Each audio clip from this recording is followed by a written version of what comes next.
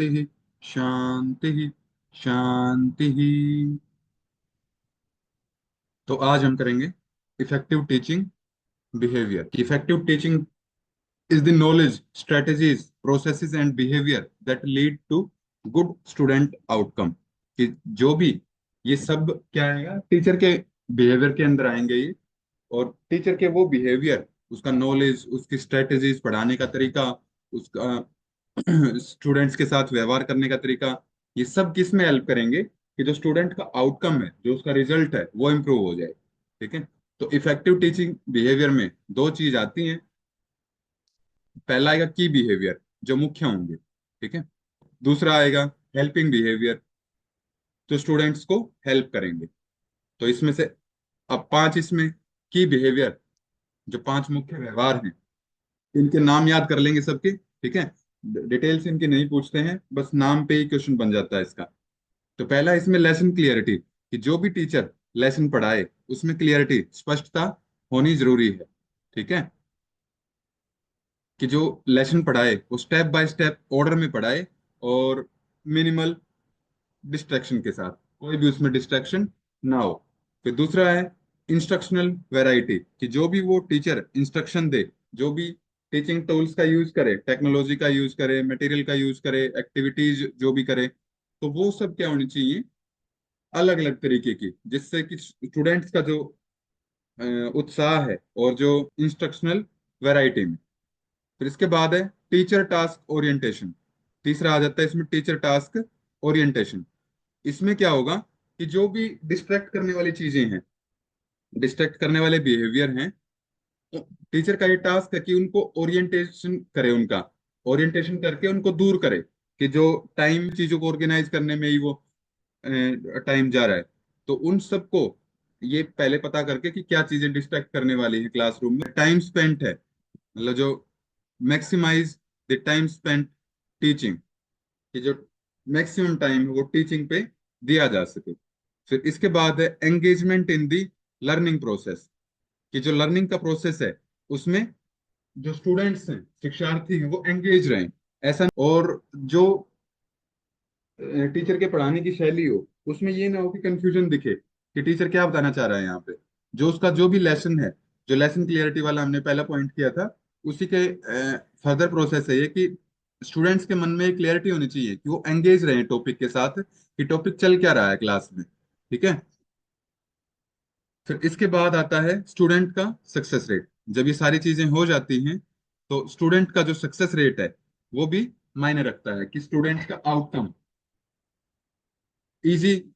For a better success rate the content should reflect prior learning. इसमें क्या आ जाती है, प्रायर लर्निंग, कि जैसे जो स्टूडेंट है वो घर से ही उस टॉपिक को एक बार पढ़ के आए, फिर जैसे ही टीचर क्लासरूम में उस सब्जेक्ट को पढ़ाएगा, उस टॉपिक को पढ़ाएगा, तो उसके मन में क्लियरिटी रहेगी, और इजी से जो मुख्य व्यवहार है एक इफेक्टिव टीचिंग में। फिर इसके बाद आते हैं पांच हेल्पिंग बिहेवियर। ये टीचर के ही व्यवहार होते हैं ये भी, लेकिन जो स्टूडेंट की हेल्प करें। इसमें पहला आ जाता है using students ideas and contribution. तो इसमें पहला जो है कि जो स्टूडेंट के आइडिया हैं, जो स्टूडेंट कुछ भी नया आइडिया लेके आता है किसी टॉपिक को पढ़ने में, या फिर किसी प्रॉब्लम को सोल्व करने में, तो उसको टीचर अप्रिशिएट करे, उसको प्रोत्साहित करे कि आपने ये कोशिश की है, अच्छी कोशिश की है, इसी तरह से अपनी कोशिश जारी रखिए। तो teacher should acknowledge student responses, की जो भी स्टूडेंट रिस्पॉन्स करते हैं, जो भी जवाब देते हैं, उसको एक्नॉलेज करना बहुत जरूरी है। फिर दूसरा स्ट्रक्चरिंग। स्ट्रक्चरिंग का क्या मतलब है, कि एक स्ट्रक्चर देना, कि जैसे जो भी, मान लिया कोई टॉपिक 3 दिन में खत्म होना है। ठीक है, लंबा टॉपिक है, 3 दिन में खत्म होगा, इसके बारे में क्या क्या पढ़ेंगे और किस दिन क्या पढ़ेंगे। तो वो स्ट्रक्चरिंग, ये एक स्ट्रक्चर, एक रचना, मतलब एक स्ट्रक्चर बना दिया उस टॉपिक का, कि इस दिन ये पढ़ाएंगे, अगले दिन ये, फिर लास्ट दिन यहाँ पे हमारा चैप्टर कंप्लीट हो जाएगा। तो teacher should organize, give organized lessons. जो भी लेसन दे वो ऑर्गेनाइज्ड होने चाहिए, व्यवस्थित होने चाहिए। Of what is to come and summarize what has been taught. कि मतलब जो भी, जैसे मान लिया आज की क्लास में जो भी पढ़ाया, वो लेक्चर के लास्ट में उसको पूरा समराइज कर देना। ठीक है। अपने थोड़े शब्दों में उसको बता देना कि आज हमने क्या क्या किया है। तो वो भी क्या किस में आ जाएगा, स्ट्रक्चरिंग का पार्ट है वो। फिर इसके बाद है क्वेश्चनिंग। क्वेश्चनिंग एक बहुत इंपॉर्टेंट पार्ट है हेल्पफुल बिहेवियर में, जो स्टूडेंट्स को मदद करता है। अब टीचर को क्या करना चाहिए, जो भी टॉपिक पढ़ाया उसमें से घुमा फिरा के अलग अलग तरह के क्वेश्चन पूछने चाहिए उसको, कि जिससे जो बच्चे हैं वो अलग अलग दिशा में उस टॉपिक के बारे में सोच सके। ठीक है। Use A variety of questions, कि जो क्वेश्चन है वो वैरायटी के होने चाहिए, अलग अलग तरीके के। दैट रिक्वायर मोर थिंकिंग, जो जिसमें ज्यादा सोचना पड़े स्टूडेंट्स को, और प्रॉब्लम सॉल्विंग कैपेसिटी जो है उनकी वो बढ़ सके। फिर फोर्थ पॉइंट आता है इसमें प्रोबिंग।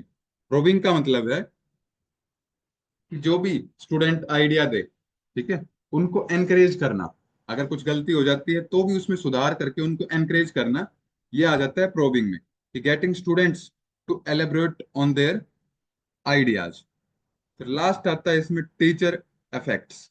टीचर इफेक्ट्स में क्या आएगा, कि जो स्टूडेंट्स की प्रॉब्लम को अच्छे से सुने समझे, ठीक है, यानी कि जो एक टीचर और लर्नर का रिलेशनशिप है वो डेवलप हो सके by the use of enthusiasm and empathy. ठीक है, कि जिससे जो स्टूडेंट और टीचर का रिलेशनशिप है वो एक प्रभावी ढंग से विकसित हो सके। या फिर ये लगा लो कि जो भी स्टूडेंट अपनी प्रॉब्लम पर्सनल लेके आए या फिर क्लासरूम की लेके आए, वो टीचर उसकी प्रॉब्लम को अच्छे से सुने, उसको एड्रेस करे, और जो उसके पास बेस्ट सॉल्यूशन है उसको दे दे। ठीक है। तो ये आ जाता है आपका इफेक्टिव टीचिंग बिहेवियर।